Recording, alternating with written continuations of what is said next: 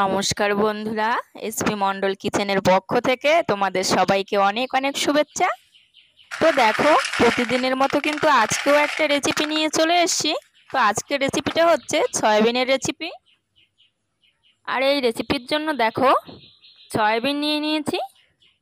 আর এই সয়াবিনটা নিয়ে কিন্তু প্রথমেই সিদ্ধ করে নিতে হবে। তাহলে চলো সিদ্ধ করে নিই। সয়াবিনে আমি কিছুটা পরিমাণে জল দিয়ে দিয়েছি। দেখো, জলটা কিন্তু দিয়েছি পরিমাণ মতো, আর পরিমাণ মতোই কিন্তু দিয়ে দিতে হবে। তো এবারে খুব ভালো করে ফুটিয়ে নিতে হবে।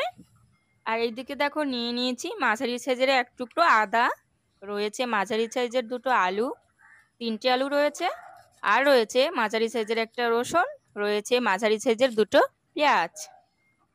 তো এগুলো কিন্তু কেটে নিতে হবে। আর এইদিকে দেখো, এটা সিদ্ধ করতে দিয়েছিলাম সয়াবিনটা, এটা কিন্তু সিদ্ধ হয়ে গেছে। সয়াবিনটা কিন্তু বেশি সিদ্ধ করা যাবে না, 60% সিদ্ধ করতে হবে। তো 60% কিন্তু সিদ্ধ হয়ে গেছে। আর এবারে সয়াবিনটা নামিয়ে নিতে হবে।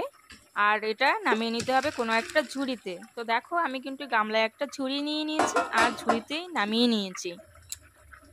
ঝুড়িতে নামাতে হবে কারণ সয়াবিনের জলটা কিন্তু খুব ভালো করে ছড়িয়ে নিতে হবে।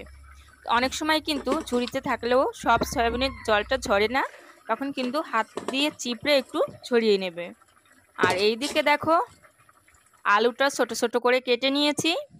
আর রয়েছে আদা কুচি, কাঁচা লঙ্কা, পেঁয়াজ কুচি, আর রসুনের খোসাটাও কিন্তু ছাড়িয়ে নিয়েছি। তো এবারে কিন্তু মশলা বেটে নিতে হবে। আর এখানে বাটা মশলা হিসেবে রয়েছে আদা, রসুন এবং কাঁচা লঙ্কা। তো দেখো, শিলে কিন্তু আদা, রসুন, কাঁচা লঙ্কাটা কিন্তু দিয়ে দিয়েছি। এবারে সামান্য জল দিয়ে কিন্তু একটু মিহি করে বেটে নিতে হবে। আমি শিলনোড়ায় কিন্তু বেটে নিচ্ছি, তোমরা চাইলে কিন্তু মিক্সচারও করে নিতে পারো। তো এটা কিন্তু দেখো প্রায় বাটা হয়ে গেছে। আর এটা কিন্তু তুলে নেওয়ার আগে আমি এখানে দিয়ে দিচ্ছি কিছুটা পরিমাণে কাজু বাদাম। এখানে কাজু বাদাম দিলে কিন্তু সয়াবিনের টেস্ট আরও ভালো আসে। তো তোমরা এখানে কিছুটা পরিমাণে কাজু বাদাম দিয়ে দেবে। তো এবারে কাজু বাদামটাও কিন্তু খুব ভালো করে বেটে নিতে হবে। তাহলে চলো বেটে নিই। তো দেখো, আদা, রসুন, কাঁচা লঙ্কা এবং কাজু বাদাম কিন্তু বাটা হয়ে গেছে আমার। এবারে একটা বাটিতে তুলে নিতে হবে। তাহলে চলো একটা বাটিতে তুলে নিই। তো এখানে একটা ছোট বাটি নিয়ে নিয়েছি, ওই বাটিতে তুলে নিচ্ছি। আর দেখো, এইদিকে উনানে আমি কিন্তু একটা কড়াই বসিয়ে দিয়েছি। আর কড়াইতে কিন্তু কিছুটা পরিমাণে সর্ষের তেল দিয়ে দিয়েছি। প্রথমেই কিন্তু আলুটা ভেজে নিতে হবে। তো আলুটা দিয়ে দিয়েছি। এখানে দিয়ে দিতে হবে স্বাদ মতো নুন এবং হলুদ গুঁড়ো, সেটাও দিয়ে দিয়েছি। আর এটা দেওয়ার পরে কিন্তু নেড়ে চেড়ে একটু লাল করে ভেজে নিতে হবে, যাতে এখানে লাল করে একটু ভাজাও হয় আর 50% যাতে রান্না হয়ে যায়। তো দেখো, লাল লাল করে ভাজা হয়ে গেছে। তো এবারে এটা একটা থালায় নামিয়ে নিতে হবে। তো নামিয়ে নিয়েছি। ঠিক একইভাবে কিন্তু সয়াবিনটাও ভেজে নিতে হবে। আর হ্যাঁ, অবশ্যই আবারও বলছি যে সয়াবিনের জলটা কিন্তু খুব ভালোভাবে ছড়িয়ে নিতে হবে, না হলে ভাজা দিলে কিন্তু কড়াইতে লেগে যাবে। তো সয়াবিনটা দেখো দিয়ে দিয়েছি। এবারে দিয়ে দিয়েছি স্বাদ মতো নুন এবং হলুদ গুঁড়ো। এবারে কিন্তু ঠিক আলুর মতোই লাল লাল করে ভেজে নিতে হবে। তাহলে চলো লাল লাল করে ভেজে নিই। যখনই দেখবে যে সয়াবিনটা বেশ লাল লাল করে ভাজা হয়ে গেছে, তখনই কিন্তু তুলে নিতে হবে। আর দেখো, সয়াবিনটা কিন্তু খুব সুন্দর করে ভাজা হয়ে গেছে, আর কড়াইতে কিন্তু একটু লেগে নেই। আর এটা কিন্তু তুলে নিতে হবে।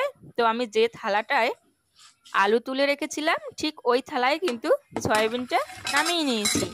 এবারে গ্রেভির জন্য দেখো, কড়াইতে দিয়ে দিয়েছি কিছুটা সর্ষের তেল। সর্ষের তেল দিয়ে তেলটা কিন্তু বেশ ভালো করে গরম করে নিতে হবে।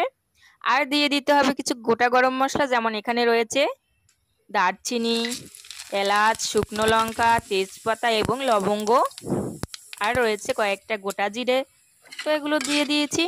এবারে কিন্তু লাল লাল করে ভেজে নিতে হবে। তো দেখো, লাল লাল করে কিন্তু ভাজা হয়ে গেছে।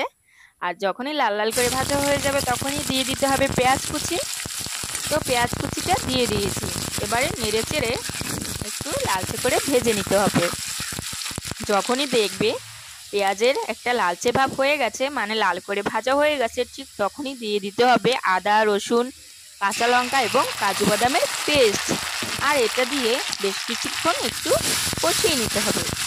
তো বেশ কিছুক্ষণ দেখো এখানে কষানো হয়ে গেছে। আর যখনই দেখবে এরকম কষানো হয়ে গেছে, ঠিক তখনই কিছু ড্রাই মশলা অ্যাড করতে হবে। যেমন এখানে রয়েছে স্বাদ মতো নুন, হলুদ গুঁড়ো, জিরে গুঁড়ো, ধনে গুঁড়ো, কাশ্মীরি লঙ্কার গুঁড়ো এবং ঝাল শুকনো লঙ্কার গুঁড়ো। তো এটাও কিন্তু দিয়ে দিয়েছি। এবারে এটা কিছুক্ষণ কষিয়ে নিতে হবে। যখনই দেখবে মশলা থেকে তেলটা ছেড়ে গিয়েছে, ঠিক তখনই কিন্তু ভেজে রাখা আলু এবং সয়াবিনগুলো দিয়ে দিতে হবে। তো এইগুলো দিয়ে দিয়েছি। এইগুলো দিয়ে কিন্তু বেশ খানিকক্ষণ মশলার সাথে কষিয়ে নিতে হবে। তো চলো কষিয়ে নিই। যখনই দেখবে মশলার সাথে খুব ভালোভাবে কষে গেছে, মানে একটু ভাজা ভাজা হয়ে গেছে লালচে করে, ঠিক তখনই কিন্তু এখানে গ্রেভির জন্য জল দিয়ে দিতে হবে। তো আমি এখানে একটা মগে জল নিয়েছি। এখানে আমি 1.5 মগ পরিমাণে জল দিয়ে দেব। তো জলটা দিয়ে দিয়েছি। এবারে কিন্তু খুব ভালো করে এটা ফুটিয়ে নিতে হবে। তাহলে চলো কিছুক্ষণ ফুটিয়ে নিই। তো দেখো এটা কিন্তু খুব ভালো করে ফুটিয়ে নিয়েছি। আলুটাও কিন্তু গলে গেছে আর সয়াবিনটাও কিন্তু গলে গেছে। ঠিক এরকম পর্যায়ে কিন্তু গরম মশলা অ্যাড করে দিতে হবে। তো এখানে গরম মশলা দিয়ে দিয়েছি। এবারে নেড়ে চেড়ে প্রায় 2 থেকে 3 মিনিট রান্না করে নিতে হবে। তাহলে চলো রান্না করে নিই। আর এটা রান্না করা কিন্তু এখন হয়ে গেছে। এবারে কিন্তু আমি যে থালাটায় আলু এবং সয়াবিন ভেজে নামিয়েছিলাম, ঠিক ওই থালায় কিন্তু এইটা নামিয়ে নেব, তরকারিটা নামিয়ে নেব। তো দেখো আমি কিন্তু একটা থালায় নামিয়ে নিয়েছি। দেখো দেখতে কতটা সুন্দর লাগছে, পুরো মাংসের মতো কষা কষা লাগছে। খেতেও কিন্তু দারুণ হয়েছিল। একবার হলেও কিন্তু রেসিপিটি বাড়িতে অবশ্যই ট্রাই করবে। তো রেসিপিটি যদি ভালো লেগে থাকে তাহলে অবশ্যই কিন্তু লাইক, কমেন্ট এবং শেয়ার করবে। আর পরবর্তী ভিডিওটি পেতে আমার চ্যানেলটি সাবস্ক্রাইব করে পাশে থাকবে। তো সবার প্রতি বুক ভরা ভালোবাসা রইলো। তাহলে সবাই ভালো থেকো, সুস্থ থেকো।